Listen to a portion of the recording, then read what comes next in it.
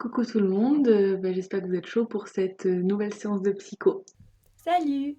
Du coup, bonjour à tous, j'espère que vous allez bien et que vous êtes chaud. On va commencer du coup cette séance par quelques explications et après on fera un peu pareil que la première séance avec bien sûr un petit retour sur la première séance pour vous expliquer un peu qu'est-ce qui s'est passé on va dire.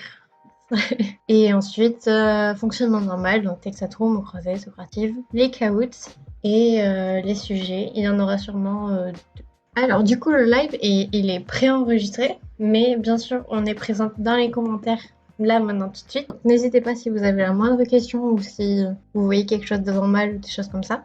Du coup, comme je vous ai dit, on aura toujours les mêmes activités, mais on vous laissera le temps de les faire directement pendant la vidéo. Et je vous conseille d'aller les télécharger directement sur Community maintenant, pendant que je vous dis ça. Mais si jamais il y a besoin, elles seront affichées sur le diaporama.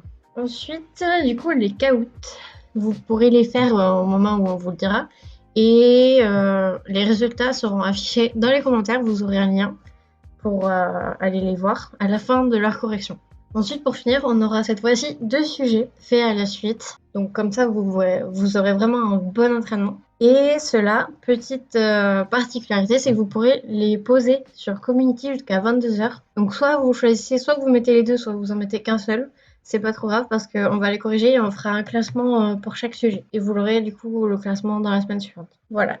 Alors, je vais commencer par faire un petit rappel, parce que même si on a fait la première séance, il y en a peut-être certains d'entre vous qui n'étaient pas là ou qui n'ont pas pu voir le diapo. Donc cette année, l'épreuve, elle change, dans le sens où il y aura un seul sujet au lieu de deux. Et ce sujet, ça sera sur les cours du professeur Oliac, donc les seuls que vous avez eu cette année. Et l'épreuve, elle durera 20 minutes, et la correction, elle se fera toujours avec des mots-clés. Donc, je vais faire un petit retour sur la première séance, parce qu'il y a eu une erreur qui est revenue assez souvent, donc il faut que ce soit clair dans votre tête. Les influences normatives, elles ne font pas partie de l'approche normative. C'est deux choses complètement différentes. L'approche normative, c'est une méthode. C'est la méthode d'étude du développement de l'enfant. Donc on a vu qu'il y en avait deux, la méthode transversale et la méthode longitudinale. De l'autre côté, on a aussi les influences normatives. Donc déjà, il y en a plusieurs. Et les influences, ce sont des facteurs. C'est pas du tout une méthode. C'est des facteurs qui sont responsables du développement. Donc ça peut être lié à l'âge ou lié à la génération, par exemple. Ensuite, on a fait un petit erratum à la première séance. On voulait faire un sujet assez précis pour que ça soit clair dans vos têtes, etc., que tout soit bon. Et on a l'impression qu'on a plutôt provoqué la confusion, donc j'espère que maintenant c'est clair. Si vous avez des questions, vous n'hésitez pas à nous les poser. Et j'espère qu'à cette séance, les sujets, ça ira. Du coup, on vous laisse avec le texte à trous, vous avez 10 minutes. Et nous, on est dans les commentaires, donc si vous avez des questions ou quoi que ce soit, vous n'hésitez pas, on est là.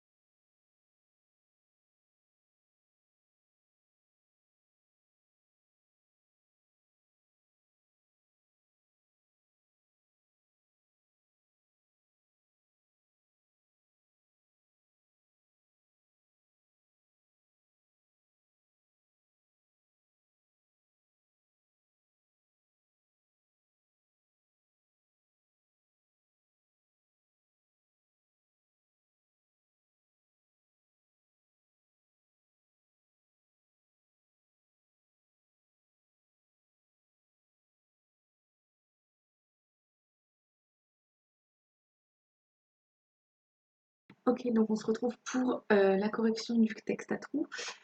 Si j'espère que vous n'avez pas eu de problème pour le faire et que vous avez eu le temps de finir. Euh, alors, jusque-là, la pensée ne s'appliquait qu'aux objets matériellement présents, donc réellement présents. À partir de cette période, la pensée va pouvoir fonctionner sur des concepts. Si la pensée peut s'appuyer sur des concepts, il y a possibilité d'introduction de l'algèbre. On peut mettre des lettres qui ne représentent rien ou qui peuvent représenter tout. Dans l'algèbre, on n'additionne plus des objets, mais on fait des théorèmes renvoyant à toute possibilité d'objet. À partir de cette période, l'enfant peut faire des phrases avec des si et des alors. L'enfant va pouvoir, à partir de situations hypothétiques, déduire des conditions nécessaires à certaines situations. Il y a deux notions de plus qu'il faut rajouter au concept de Piaget. D'une part, la notion de décalage qui renvoie à la répétition d'une même acquisition cognitive à des âges différents dans le développement du sujet. Il a identifié deux types de décalage, un décalage vertical et un décalage horizontal. Le décalage vertical, c'est une acquisition cognitive à deux périodes différentes du développement plutôt qu'à l'intérieur de la même période. Les deux acquisitions portent sur un même univers de contenu et elles impliquent deux niveaux de fonctionnement complètement différents. Le décalage vertical est le phénomène par lequel une même réalité est appréhendée à deux niveaux de développement, chaque niveau possédant son appareil mental distinct. Le développement horizontal. Donc, lorsqu'un délai sépare dans une même période de développement l'application réussie d'une même structure cognitive à deux contenus différents, il s'agit d'un décalage horizontal. On parle de décalage horizontal parce que l'écart temporel se produit dans la même tranche du développement. Donc voilà pour le sujet. Vous l'avez là en écrit pour ceux qui n'ont pas suivi ou qui n'avaient pas tout. N'hésitez pas à faire pause si vous avez besoin, si vous manquez quelques mots. Et puis quand vous avez fini ça, du coup on peut attaquer les mots croisés. Vous avez 10 minutes. Bon courage!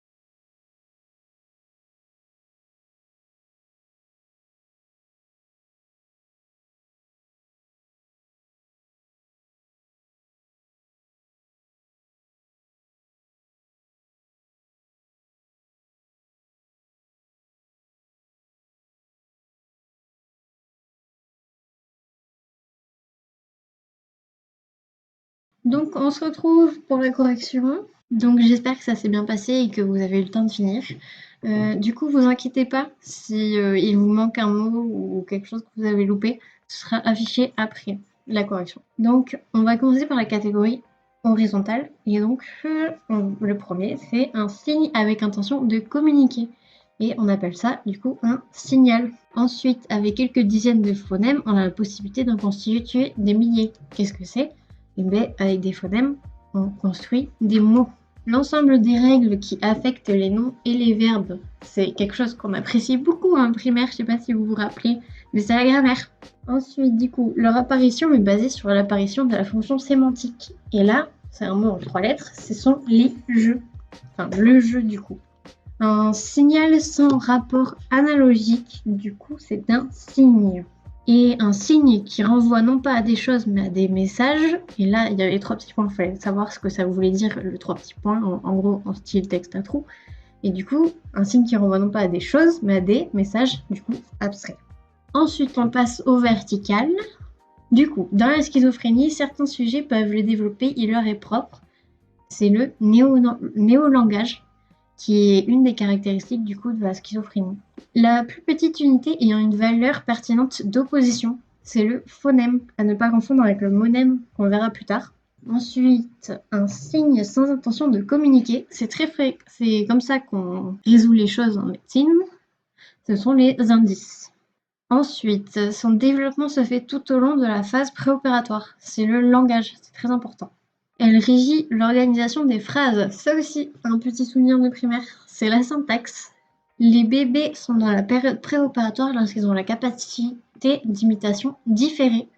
En effet, il n'y a que pendant cette phase en fait, où on va débloquer la capacité d'imitation différée. Et avant ça, on aura une capacité d'imitation, mais immédiate. Et genre, par exemple, si tu tires la langue à un bébé, il va direct te tirer la langue. Mais il ne pourra pas forcément le faire comme ça, en différé, on va dire. Voilà. Ensuite, la plus petite unité ayant une forme, le signifiant, et un sens, le signifié. Et ça, c'est le monème. Il est là, notre petit monème. Ensuite, un signal avec un rapport analogique à l'objet dont il est le signe. Ça, c'est le symbole. C'est simple quand on dit un symbole du cheval pour désigner un cheval. Hein. Et donc du coup, pour finir, la fonction caractérisée par Piaget de représentation mentale et qui donne accès à la fonction symbolique, c'est tout simplement la fonction sémiotique. Voilà, sémiotique. Voilà la correction. Je vous laisse un peu la regarder. À la rigueur, vous pouvez prendre des screens ou juste le regarder après et le diapo sera disponible. Du coup, on va passer aux Socratives. Donc, je vous propose de sortir vos portables et bien sûr, la salle sera toujours notre cher Psychoquack. Donc, je vous laisse faire ça et on se retrouve tout de suite après.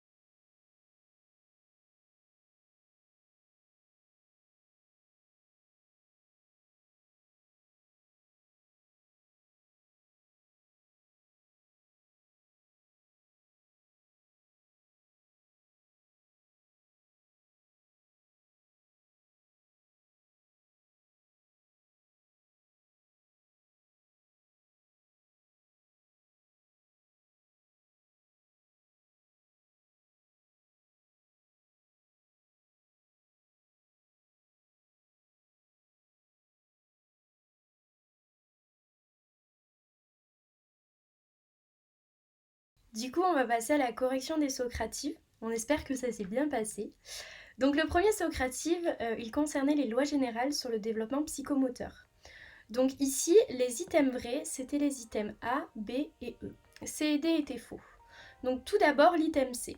Les recherches actuelles sur le développement cognitif précoce ont mis l'accent sur le fait que le bébé est inactif, c'est-à-dire qu'il subit totalement les influences de son environnement sans chercher à les comprendre. Donc ici, ce qui est faux, c'est que le bébé, il n'est pas inactif, au contraire, il est actif. C'est lui-même qui va chercher les règles qui gouvernent les événements qui l'entourent.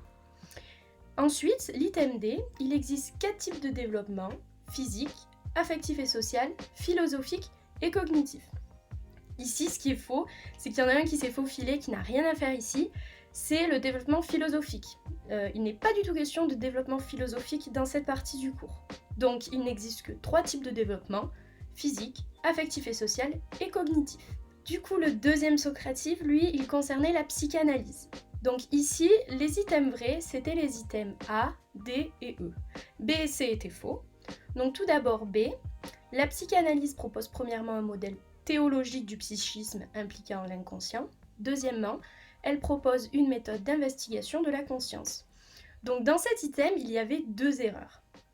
D'abord, la psychanalyse, elle propose un modèle théorique et non pas théologique. Ce sont 2 mots complètement différents. Donc ce modèle théorique, c'est bien sur l'inconscient qu'il porte. Ici, c'était vrai. Et ensuite, elle propose, la psychanalyse, une méthode d'investigation de l'inconscient et non pas de la conscience. Donc ici, à cet item, il s'agissait bien d'un modèle théorique et non pas théologique. Et elle propose, la psychanalyse, une méthode d'investigation de l'inconscient et non pas de la conscience. L'item C, il était faux. Freud considérait que seulement 2 outils principaux sont utilisés dans la cure psychanalytique.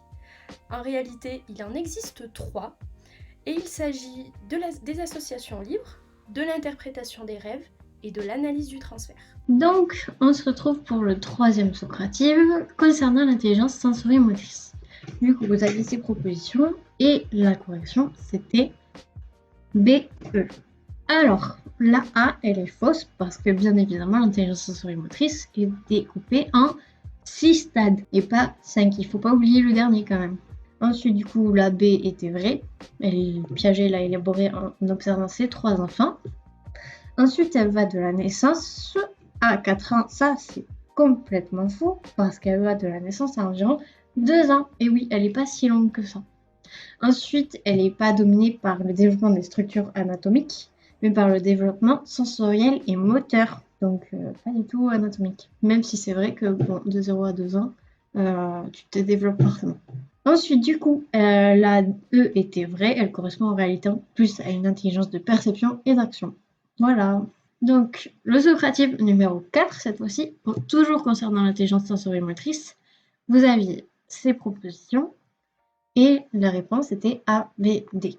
Alors la A, elle est vraie. Lors du premier stade, on a découvert un répertoire impressionnant de réflexes chez le nouveau-né. Ensuite, les réactions circulaires primaires sont de 1 à 4 mois. C'est vrai aussi. Les réactions circulaires primaires sont dites primaires car ce sont les premières. Donc ça, pas du tout. Elles sont dites primaires uniquement parce qu'elles sont centrées sur le corps propre du bébé et pas sur l'extérieur. Et c'est pour ça qu'elles sont dites primaires, contrairement du coup aux réactions circulaires secondaires qui, elles, vont aller vers l'extérieur et vers l'extérieur du corps du bébé et vers des objets ou des choses comme ça. Mais les primaires sont vraiment focus uniquement sur le corps du bébé. Ensuite, du coup, l'intentionnalité proprement dite apparaît au stade 3. Ça, c'est vrai. Et c'est une notion vraiment très importante à retenir. Ensuite, le stade 4 correspond aux réactions circulaires secondaires. Ça, c'est faux. Et pourquoi? Parce que le stade 4, ça correspond à la coordination des schèmes secondaires. Et c'est du coup le stade 3 qui correspond aux réactions circulaires secondaires. Ok, donc socrative numéro 5, à propos de la période préopératoire. Alors A, cette période est marquée par le développement de la fonction symbolique. B, l'univers du bébé avec les représentations devient beaucoup plus vaste que l'univers de l'action auquel il était limité durant la période sensorimotrice. C'est ce que Gesell appelle la fonction sémiotique. Les signifiants non linguistiques relèvent uniquement d'un consensus social ou culturel. D, dans les signes linguistiques, on considère l'association de deux éléments en signifiant l'image acoustique et en signifier le concept. Et E, d'une langue à l'autre, les différentes images acoustiques doivent faire référence à des signifiés identiques. Ok, donc pour ce Socrative, c'était A, C et D les bonnes réponses. Alors, ce qui n'allait pas au niveau de la réponse B, c'est que c'est pas Gesell qui appelle cela la fonction sémiotique, mais c'est Piaget. Et ensuite, pour la réponse E, donc d'une langue à l'autre, les différentes images acoustiques doivent faire les différentes images acoustiques peuvent faire référence à des signifiés différents. Ensuite, pour le Socratique numéro 6, à propos de la période des opérations concrètes. Donc cela correspond à une période de 2 à 7 ans. C'est le début de la capacité d'effectuer mentalement des liens entre les actions, c'est-à-dire d'opérer. Il n'y a pas de limite à cette période, la capacité d'opérer elle est abstraite. À cette période, une action intériorisée devient réversible et durant cette période se développe la capacité de conservation, de sériation et d'intériorisation. Du coup, les réponses pour ce Socrative étaient les réponses B et D. Pour la réponse A, c'est une période qui ne va pas de 2 à 7 ans, mais de 7 à 11-12 ans. Et du coup, pour rappel, de 2 à 7 ans, c'est la période préopératoire. Ensuite, pour la C, ce qui n'allait pas, c'est que la capacité d'opérer pendant cette période, elle est concrète et que du coup, c'est une des limites de cette période. Il y a des limites et la capacité d'opérer, elle est concrète. Donc là, pour rappel, en fait, c'est que les opérations, elles vont porter directement sur des objets et non pas sur des idées, d'où le fait que ce soit concret et non pas abstrait. Et enfin, pour la réponse E, donc durant cette période se développe la capacité de conservation, de sériation, mais pas d'intériorisation, ça n'existe pas, c'est la capacité de classification. Et voilà, maintenant je vous laisse prendre vos téléphones et on vous lance un petit caout. Bon courage!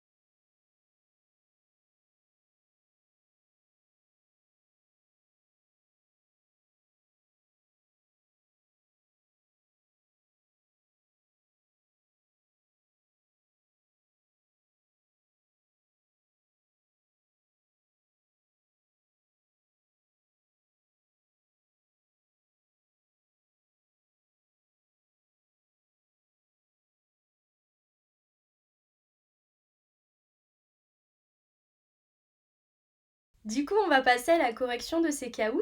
On espère que ça s'est bien passé.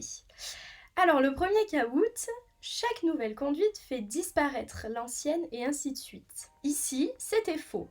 Chaque nouvelle conduite, elle ne fait pas du tout disparaître l'ancienne. Au contraire, elle s'associe. Pour rappel, selon Piaget, les conduites, elles ne s'enchaînent pas de manière linéaire, elles s'associent les unes avec les autres. Le deuxième caout, on doit le conditionnement répondant aux expériences de Hull et Skinner sur les rats et les pigeons. Donc ici, c'était faux. Hull et Skinner, ils font bien des expériences sur les rats et les pigeons, mais l'erreur ici, c'était qu'il ne s'agit pas du conditionnement répondant. Il s'agit du conditionnement opérant, ou instrumental, ou de type 2. Le troisième caout, l'approche du développement par la collecte de données suppose un contrôle systématique des variables. Ici, c'était vrai. Le quatrième caout, la cognition est la faculté de pouvoir considérer les éléments psychiques, de pouvoir réfléchir sur eux. Ici, c'était faux, parce que cette définition, c'est la définition de la pensée, et non pas celle de la cognition. Donc la pensée, c'est la faculté de pouvoir considérer les éléments psychiques, de pouvoir réfléchir sur eux. Donc, pour le caout numéro 5, l'approche normative est composée des influences normatives liées à l'âge et liées à la génération. La réponse était faux.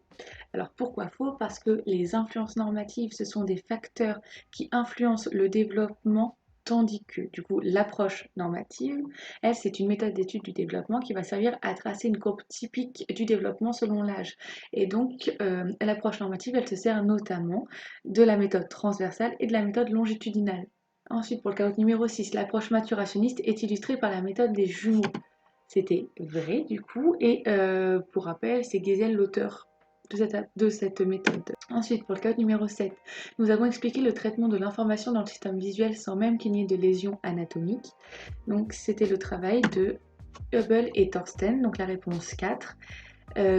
Pour rappel, du coup, c'est l'expérience avec le singe où il lui avait suturé les paupières dès la naissance. Et les autres, du coup, chercheurs, donc Anne et Heath, c'est l'expérience avec les chatons. Donc l'un dans une nacelle qui est passif et l'autre qui fait tourner la nacelle qui est actif. Et on voit du coup leur différence de comportement. Ensuite, pour le caout numéro 8, j'utilise le jeu avec les enfants comme une médiation qui remplace l'association libre. Qui suis-je? La réponse était du coup Mélanie Klein. Alors là, du coup, donc, elle utilise en fait le jeu comme médiation avec les enfants. Du coup, ça permet en fait une psychanalyse sans limite d'âge, puisqu'on voit mal un enfant être allongé sur un divan et raconter sa vie. C'est plutôt compliqué. Et donc ensuite, elle va aussi s'intéresser du coup au conflit interne chez l'enfant et quels sont ses fantasmes. Et elle va permettre du coup d'introduire la notion de position psychique précoce et elle va révéler du coup deux phases chez l'enfant, donc la position schizoparanoïde et la position dépressive. À savoir du coup que les bébés ils sont confrontés au conflit intrapsychique dès la naissance, du coup, et selon un mécanisme de projection et d'introjection, et l'angoisse est de nature persécutive, du coup, jusqu'à la position dépressive. Du coup, le caout numéro 9, un autre principe régissant le fonctionnement psychique formant un couple indissociable avec le principe de réalité. Donc, du coup, qu'est-ce qui va avec le principe de réalité? C'est le principe de plaisir. C'est le second grand principe de Freud. Et du coup, le principe de réalité, ça modifie le principe de plaisir. Et ça va le restructurer et l'adapter du coup à la réalité extérieure. Ensuite, caout numéro 10, Jean Piaget, en tant que représentant de la théorie cognitiviste, n'utilise pas du coup des conceptions informationnelles. Effectivement, toutes les autres, il va les utiliser, mais vraiment, conception informationnelle, on l'a inventé. Du coup, conception structuraliste, c'est la mise en place de structures par le sujet pour constituer son savoir. Ensuite, les conceptions constructivistes, ils considèrent que l'enfant construit ses connaissances. Ensuite, conception interactionniste, l'individu est constamment sollicité par son environnement et il est contraint de s'y adapter. Ensuite, du coup, caout numéro 11, je suis une notion qui appartient au concept de Piaget, qui est-ce? Et c'est la notion de décalage. Et tous les autres, ça n'existe pas, on va un peu inventer. Du coup, la notion de décalage, si vous vous souvenez bien, on a deux types de décalage. Le décalage vertical et le décalage horizontal. Le décalage vertical, c'est l'acquisition cognitive à deux périodes différentes du développement plutôt qu'à l'intérieur de la même période.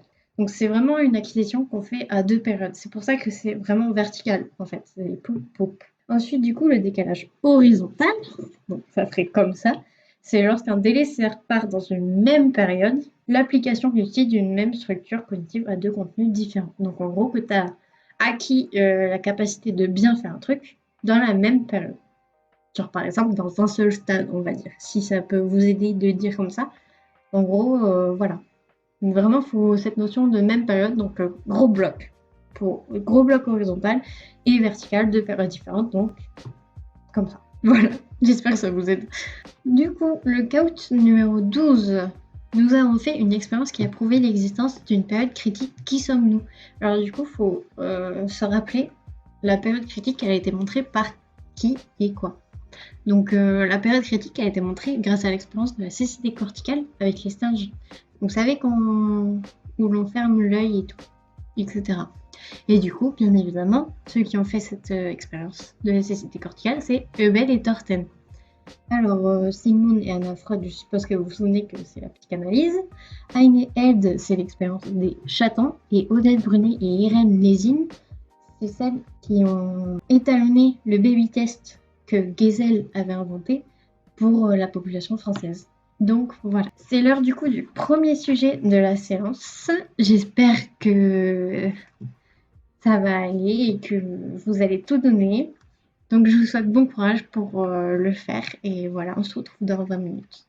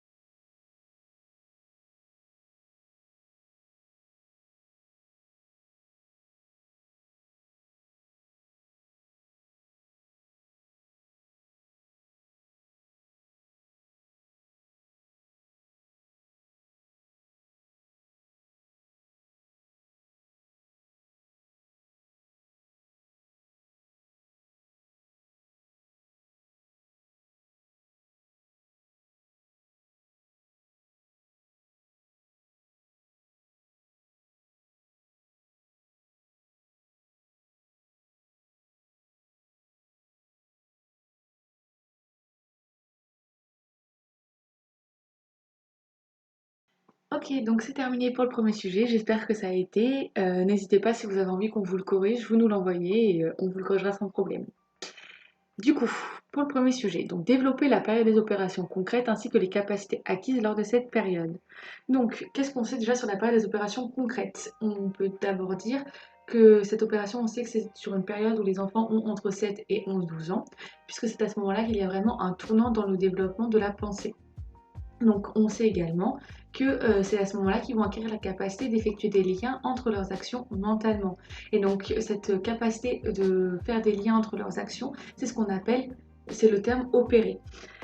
Du coup, on sait également que cette capacité, elle a quand même une limite. Et cette limite, c'est que ça va rester très concret et il ne pourra pas développer ce lien entre les actions, du coup, sur des choses abstraites.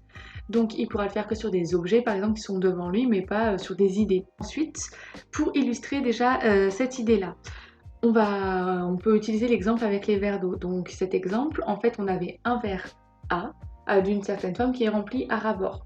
Ensuite, on va avoir deux autres verres, le verre B et C.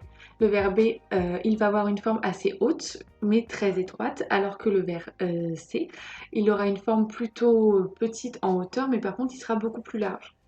Donc, on va verser le verre A dans le verre B, devant, tout ça devant l'enfant. Ensuite, on re-remplit le verre A et cette fois-ci, on le verse dans le verre C. À ce moment-là, du coup, on va demander à l'enfant dans quel verre il y a le plus d'eau. Donc, avant la période des opérations concrètes, l'enfant va nous répondre qu'il y a plus d'eau dans le verre B, du coup, parce qu'il est beaucoup plus grand en fait. Alors qu'à la période des opérations concrètes, il va avoir intériorisé finalement les actions précédentes du coup et elles vont devenir réversibles. Du coup, il pourra dire qu'il y a autant d'eau dans les deux verres. Donc ça, c'est la capacité, donc l'enfant, il peut se repasser les opérations dans sa tête, du coup, et donc c'est ce qu'on appelle la capacité de conservation. Là, on l'a vu avec des volumes, mais ça marche également avec des solides. Donc l'expérience, on peut aussi la faire avec de la pâte à modeler. Si on la fait avec de la pâte à modeler, du coup, on va avoir juste de la pâte à modeler avec des formes différentes et une beaucoup plus haute que l'autre. Et on va demander dans laquelle des deux pâtes à modeler, enfin nos deux formes, il y a le plus de pâte à modeler. Donc pareil, avant la période des opérations concrètes, il nous répondra qu'il y en a plus dans la forme la plus haute. Et après la période des opérations concrètes, il nous répondra qu'il y en a la même dose dans les deux. Donc ça, c'est la capacité de conservation. Du coup, c'est la première des capacités qui est acquise du coup lors de cette période. Mais il y en a deux autres. Il y a également donc la capacité de sériation et enfin la capacité de classification. Alors la capacité de sériation, elle est démontrée avec un autre exemple et là c'est l'exemple avec les bâtons de taille inégale. Donc on va avoir plusieurs bâtons de taille donc inégale et on va demander à un enfant du coup de les classer par ordre croissant ou par ordre décroissant. Donc si on lui demande de placer donc par ordre décroissant, du coup du plus grand au plus petit, avant la période des opérations concrètes, l'enfant va prendre le premier bâton, enfin le bâton le plus grand, et il va le placer. Cependant, il n'aura pas encore fait de relation du coup entre les actions et dans ce cas-là, il placera du coup les autres bâtons dans un ordre aléatoire. Il réfléchira pas à la suite. Quand on va se trouver du coup donc après la période pendant la période pardon, des opérations concrètes, à ce moment-là, du coup, l'enfant va prendre le bâton qui lui semble le plus grand et il va le placer. Mais ensuite, il va refaire la même action, le même schéma, et il va recommencer à regarder le bâton qui est le plus grand, et il va le placer à la suite, et ainsi de suite. Donc il aura réussi à faire une relation d'ordre, du coup, entre les bâtons. Donc ça, c'est la capacité de sériation. Donc après la capacité, du coup, de conservation, la capacité de sériation, il reste la capacité de classification. Pour la capacité de classification, on a l'exemple du coup avec les fleurs. On va avoir donc d'un côté 6 coquelicots et de l'autre côté 6 autres fleurs. À ce moment-là, l'enfant il sait pertinemment que les coquelicots ce sont des fleurs. Donc lorsque on est avant la période des opérations concrètes, quand on demande à l'enfant est-ce qu'il y a plus de coquelicots ou est-ce qu'il y a plus de fleurs, il va nous répondre qu'il y a autant de coquelicots que de fleurs. Parce que pour lui, du coup, il n'a pas intériorisé en fait du coup des sous-classes. Il ne veut pas cette inclusion. Alors que pendant la période des opérations concrètes, il commence du coup à faire l'inclusion de sous-classes dans une classe. Et donc à ce moment-là, il dira qu'il y a plus de fleurs que de coquelicots. Et donc ça, du coup, ça montre qu'il est capable du coup de faire une classification. Donc au final, donc la période des opérations concrètes et les capacités acquises lors de cette période. Les capacités, du coup, donc il y a la capacité de classification, de sériation et de conservation. Et sur la période des opérations concrètes, il ne faut pas oublier qu'il y a quand même une limite, puisque cela se fait du coup sur des choses concrètes et non pas abstraites. Voilà, si vous avez des questions, n'hésitez pas à nous les poser dans les commentaires. Et si tout va bien, eh bien, on continue avec le sujet de type partiel 2. Vous avez encore 20 minutes et voici le sujet. Bon courage!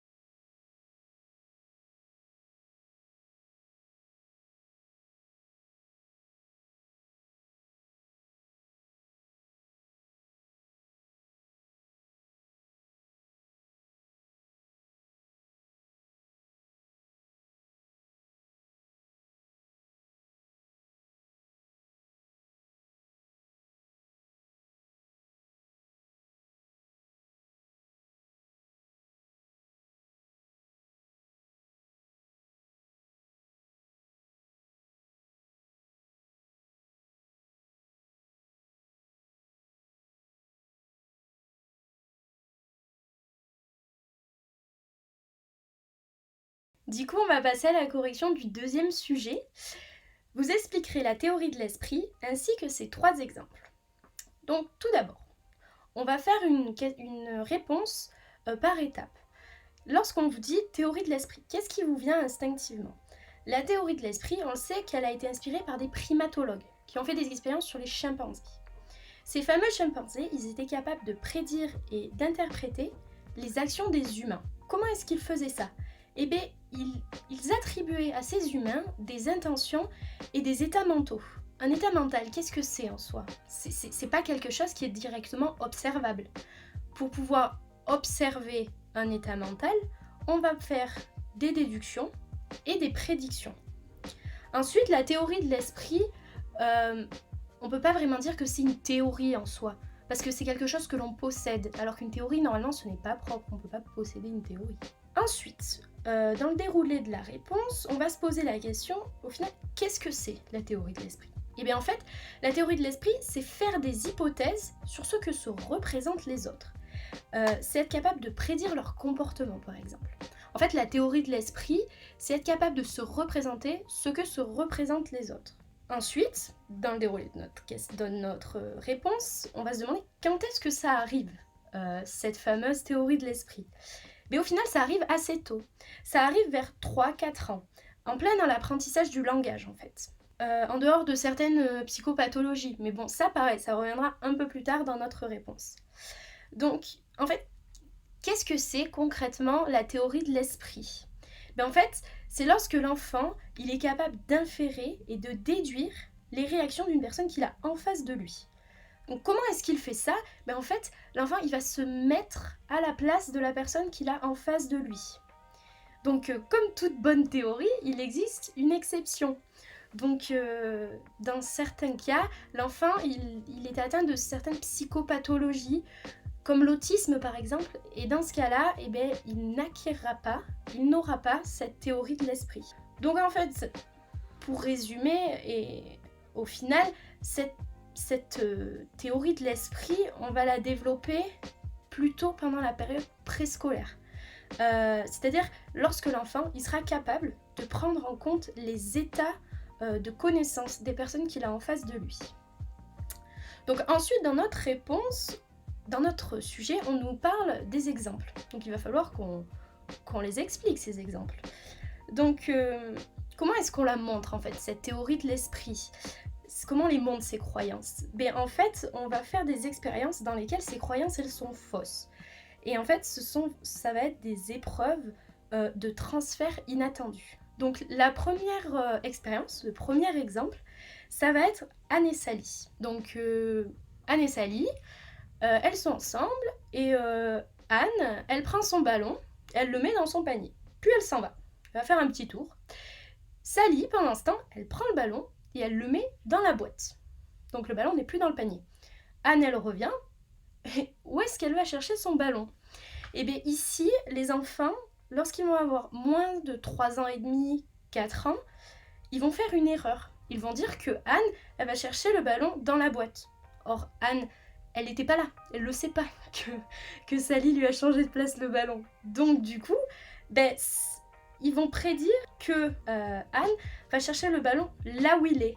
Donc en fait, c'est une erreur qu'on peut qualifier de réaliste. Parce qu'elle est basée sur l'état de réalité et non sur l'état de croyance. Donc l'enfant qui se trompe, c'est-à-dire qu'il n'a pas acquis la théorie de l'esprit. Mais par contre, la personne qui répond correctement, l'enfant qui répond correctement, là, il a acquéri la théorie de l'esprit. Ensuite, il existe une deuxième expérience, c'est celle des Smarties. Donc là, on va avoir des enfants qui vont avoir entre 3 et 5 ans. On est en phase 2 et on leur présente une boîte de Smarties. On leur demande qu'est-ce qu'il y a dans cette boîte de Smarties. Logiquement, ils vont tous répondre des Smarties. On ouvre la boîte, il y a un stylo dedans. Donc bon, il y a un stylo. On remet le stylo dedans, on referme la boîte, et ensuite on leur demande si à ces enfants qui sont plus loin là-bas, je leur pose la même question que vous. Qu'est-ce qu'il y a dans cette boîte? Qu'est-ce qu'il va répondre? Et du coup, les enfants, lorsqu'ils ont acquéri la théorie de l'esprit, ils vont répondre correctement. Mais dans le cas inverse, ils vont avoir une mauvaise réponse. Donc ces deux exemples, ce sont des exemples qui montrent des protocoles de fausses croyances de premier ordre. Donc, s'il y a premier ordre, c'est qu'il existe aussi des protocoles de fausses croyances de second ordre. Et là, par contre, du coup, c'est une nouvelle expérience, c'est celle de Marie et John. Donc, Marie et John, ils voient un marchand de glace. Ensuite, ils se séparent. Ils vont tous les deux marcher... ils voient un marchand de glace, qui est dans un parc. Ensuite, ils partent tous les deux marcher séparément. Et séparément, on leur dit, le marchand de glace, il n'est plus dans le parc, il est à côté de l'église. Aucun des deux, ni Marie ni John, sait que l'autre a eu l'information. Et ensuite, on va demander à l'enfant à qui on a raconté l'histoire, où Marie pense-t-elle que John va chercher la glace. Donc là, vous voyez déjà que la question, elle est plus poussée, un peu plus compliquée, il y a plusieurs protagonistes. Et donc là, par contre, ça va être des protocoles de fausses croyances de second ordre. Et la bonne réponse, les enfants, ils l'auront vers 6-7 ans. C'est déjà plus tard que les autres expériences des protocoles de fausses croyances de premier ordre. Donc en conclusion, ce qu'il faut bien comprendre sur la théorie de l'esprit, en fait, c'est que c'est une acquisition progressive. On voit bien que les réponses justes, les enfants, ils les ont plus tôt, à un âge plus bas pour les protocoles de fausses croyances de premier ordre, tandis que pour les protocoles de fausses croyances de second ordre, vers 6-7 ans, c'est un peu plus tard. Donc la théorie de l'esprit, c'est une acquisition qui est progressive. Bon, voilà les loulous, la séance est terminée. C'est du coup déjà la dernière du semestre. Donc vraiment un gros courage à vous tous. Vous avez déjà fait une bonne partie du semestre. Donc lâchez rien. Vraiment, vous y êtes. Faut vraiment tout donner pendant du coup ce confinement et ce mois de révision. Et n'oubliez pas de prendre soin de vous. C'est pas grave si vous faites des pauses. Tout le monde en fait à un moment ou un autre. Si ça peut vous permettre de reprendre au top, ben allez-y. Et on pense vraiment très fort à vous et on espère que ça va bien se passer. Voilà. Et lâchez rien. Bisous. Et voilà, la séance est terminée. J'espère qu'elle vous a plu et que ça n'a pas été trop difficile à suivre le fait que ce soit en distanciel. Et on vous fait de gros bisous et bon courage, lâchez rien, vous allez y arriver, vous êtes les meilleurs. Du coup, voilà, c'est déjà la fin de la séance. Je suppose que vous êtes vraiment très triste parce que franchement, la psycho, c'est trop bien. Et surtout, moi j'ai une seule chose à vous dire, c'est qu'il faut que vous restiez motivés. C'est pas facile, la période est nulle, les partiels approchent, il fait pas beau, mais c'est pas grave, genre, vous y êtes presque. Non mais vous imaginez tout ce que vous avez déjà fait, genre septembre, octobre, c'était horrible. Et là maintenant, ça y est, vous êtes vraiment dans la dernière ligne droite, il faut pas lâcher. Puis on croit en vous, si vous avez des questions, vous n'hésitez vraiment pas à nous les poser sur Community. Et vraiment, restez motivés. Vraiment, bon courage. Salut. Alors, je reviens vous déranger un petit peu à la fin. Tout ça pour vous dire que, genre là, on vous a dit au revoir et tout, mais vous inquiétez pas, on vous laisse pas. On a prévu encore plein de choses pour vous. Donc, des Socratifs pour secours. Il y a une séance spéciale Noël que vous pourrez faire en autonomie qui sera disponible du coup pendant le mois de révision. Donc, vous inquiétez pas, on vous oublie pas et on vous laisse pas comme ça tout seul. On sera toujours là pour vous. Voilà, n'hésitez pas si vous avez des questions. Bisous, bon courage.